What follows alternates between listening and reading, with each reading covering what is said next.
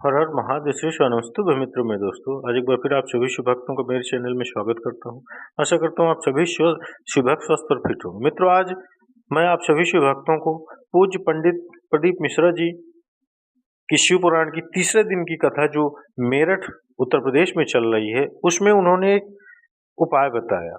एक विशेष उपाय समझ लीजिए, या एक नियम उन्होंने बताया कि किस प्रकार से हमें उस नियम का पालन करते हुए प्रभु भोले बाबा के चरणों में अपने जीवन को समर्पित करना है। और इस उपाय के करने से बाबा आपकी हर मनोकामनाएं पूरी ही कर देते हैं, तुरंत पूर्ण करते हैं।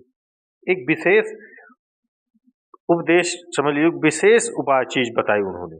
तो चलिए हम सब समझते हैं उस उपाय को रोज, क्योंकि उन्होंने बताया था कि इस उपाय के करने से जीवन में अटूट सफलता प्राप्त होती है। चलिए जानते हैं। प्रतिदिन शंकर जी के मंदिर में जाने वाले व्यक्ति को एक एक चीज स्मरण और रखें आप, कि अगर आप मंदिर नहीं जा सकते तो आपके घर में जो शिवलिंग है उस पर भी आप जल समर्पित कर सकते हैं। मंदिर नहीं प्रतिदिन जा सकते, और यदि आप अपने जो शंकर जी का शिवलिंग आपके घर में है उस पर भी आप नहीं चढ़ा पा रहे हैं जल, तो आप देख लीजिए कहीं आसपास आपकी बेलपत्री का वृक्ष हो, उस पर भी आप वृक्ष के नीचे जल आप चढ़ा सकते हो। और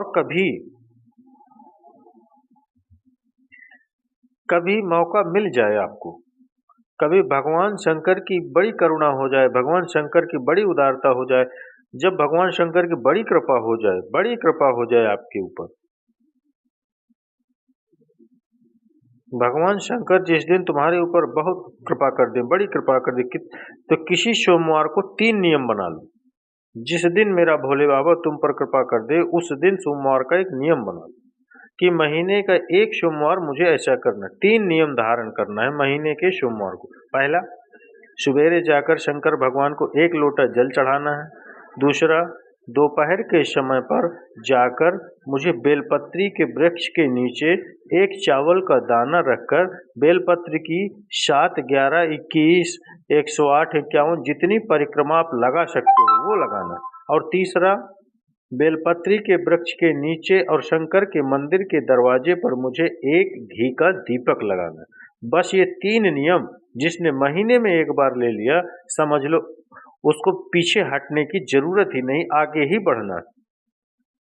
महीने के किसी एक सोमवार का एक ऐसा नियम बना लो कि मुझे ये 3 नियम धारण करना, महीने के किसी भी एक सोमवार को। हम ये नहीं कहेंगे कि सोमवार 5 पड़े तो 5 करो, 4 पड़े तो 4 करो, 3 पड़े तो 3 करो। तुम तो महीने का एक सोमवार का नियम बना लो।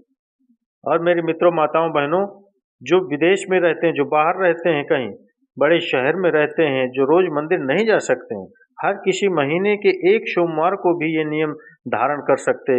तो उनसे कहते हैं कि 3 महीने में एक सोमवार का बना लो। 3 महीने भी नहीं बना सकते तो 6 महीने में एक सोमवार का नियम बना लो। अगर 6 महीने भी नहीं बना सकते तो 1 साल में एक सोमवार का ऐसा नियम बना लो कि मैं साल का एक सोमवार ऐसा रहूंगी कि सुबह सोमवार के दिन मंदिर में जाकर जल चढ़ाऊंगी, दोपहर में जाकर बाबा को एक अक्षत का दाना रखकर, अक्षत का मतलब है बाबा मेरी दिनों दिन उन्नति करना। बेलपत्री के वृक्ष के नीचे जो अक्षत रखा जाता है वो उन्नति के लिए रखा जाता है। शंकर के शिवलिंग पर जो अक्षत रखा जाता है वो रोग मुक्ति के लिए रखा जाता है। अशोक सुंदरी पर जो अक्षत रखा जाता है वो संतान प्राप्ति के लिए रखा जाता है। षडानंद कार्तिकेय की ओर जो अक्षत रखा जाता है वो हमारे बच्चों की सुख समृद्धि के लिए रखा जाता है। विनायक की ओर, गणेश जी की ओर जो अक्षत रखा जाता है वो हमारे घर में कोई मंगल कार्य आ जाए उसके लिए रखा जाता है। और जो पीठिका होती है जिस पे शिवलिंग रखा होता है पार्वती जी का हस्त कमल, उस पर अक्षत रखा जाता है तो नारी की अखंड सौभाग्य के लिए रखा जाता है। तो अक्षत रखने का भी तरीका है मित्रों। आज की कथा में उन्होंने ये भी बताया, एक चावल का दाना कहाँ रखा जाता है, क्यों रखा जाता है, कैसे रखा जाता है। कई लोग तो कहते हैं कि शिव महापुराण में ये कई नियम बताते हो, कई तरीका बताते हो। डॉक्टर के पास आप जाओगे तो गोली भी लिखकर अगर देगा आपको तो ये भी नहीं कहेगा वो कि एक साथ गोली खा लो। वो नियम बताएगा, एक सुबह खाना है, एक शाम को खाना है गोली, ये खाली पेट खाना है, ये रात्रि को खाना है, खाना खाने के बाद, ये खाना खाने के पहले खाना। इस तरह से वो नियम बनाते हैं।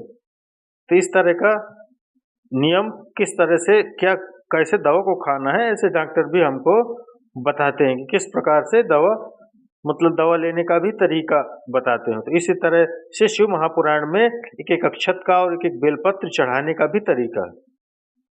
अब मान लो आप, कई लोग कहते हैं कि कई तरीके से आप बता रहे हो, शिव पुराण के माध्यम से कई लोगों के मन में संशय जागता है, तो अगर हम एक साथ चावल चढ़ा दें तो उसका क्या तरीका था?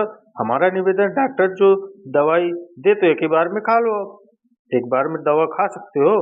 दवाई एक बार में पूरी खा गए असर नहीं करेगी, नुकसान करेगी, इसमें डॉक्टर का कोई दोष नहीं है।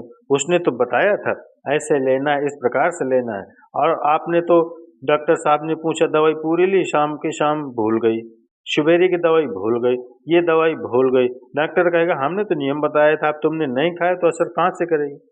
तुम असर कब करती है? जब हम पूजन के तरीके को सही तरीके से जान जाए, जब हम अर्चना के तरीके को जान जाए। आप साल भर का एक सोमवार निकाल लो, 6 महीने का एक सोमवार निकाल लो, 3 महीने का एक सोमवार निकाल लो, महीने का एक सोमवार निकाल लो, अपने से दिल में जो बन जाए तो एक सोमवार ऐसा निकालो जिसके 3 नियम धारण हो। पहला, उसी सोमवार जिसको कर रहे हो उस दिन सुबह जल चढ़ाना, दोपहर के समय जाकर बेलपत्र के वृक्ष के नीचे एक चावल का दाना रखना, और परिक्रमा बेलपत्र की जितनी तुमसे बन पड़े, जितनी तुम्हारे शरीर की क्षमता हो उस हिसाब से बन जाए, जिस हिसाब से शरीर चलते बन जाए, जिस हिसाब से आप परिक्रमा लगा सको।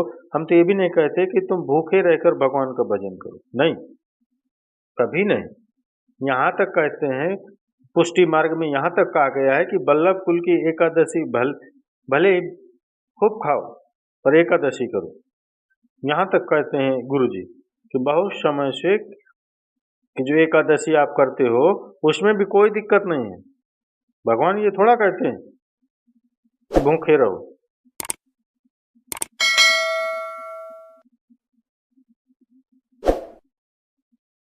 तो चलिए मित्रों, माताओं, बहनों, मैंने आप सभी शिव भक्तों को जो श्री शिव महापुराण जो अभी मेरठ उत्तर प्रदेश में चल रहे उसमें गुरुजी ने ये नियम बताए हैं, और अक्षत चढ़ाने के भी नियम, अक्षत हमें किस किस जगह से चढ़ाने से क्या क्या लाभ प्राप्त होगा इसका भी बताया। तो मित्रों, अगर आपको अच्छा लगा हो तो एक लाइक और कमेंट्स में हर हर महादेव शिव शरण एकदम अवश्य लिखिए।